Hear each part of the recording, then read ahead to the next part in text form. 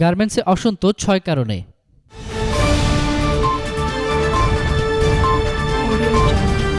তৈরি পোশাক খাতে শ্রমিকদের জন্য সরকার ঘোষিত নতুন বেতন কাঠামোতে সর্বনিম্ন মজুরি বাড়ানো হলেও বেসিক বা মূল মজুরি কমেছে মধ্যম শ্রেণী শ্রমিকদের। নতুন কাঠামোতে ৭টি গ্রেডে মূল বেতন সর্বোচ্চ ৪১২ টাকা পর্যন্ত বাড়ানো হয়েছে, কমানো হয়েছে ৪৮ টাকা পর্যন্ত। শ্রমিকদের মতে নতুন ঘোষণায় মূল বেতনে ফাঁকি রয়েছে। ওভারটাইম ও উৎসবের বোনাসের ক্ষেত্রেও তাদের ঠকানো হয়েছে।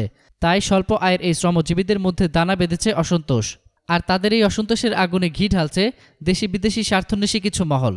এ খাতের বিশ্লেষকরা মনে করছেন, তৈরি পোশাক খাতে শ্রমিকদের মধ্যে চলমান যে অসন্তোষ, এর জন্য মূলত ৬টি কারণ দায়ী। এর মধ্যে ত্রুটিপূর্ণ বেতন কাঠামো ছাড়াও মালিকদের গাফিলতি, তৈরি পোশাক মালিকদের সংগঠন বিজিএমআইয়ের সমন্বয়ের অভাব, নতুন বেতন কাঠামো সম্পর্কে শ্রমিকদের সুস্পষ্ট ধারণার অভাব, অতিরিক্ত শ্রমের কারণে মানসিক চাপ এবং স্বার্থন্বেষী মহলের উস্কানি।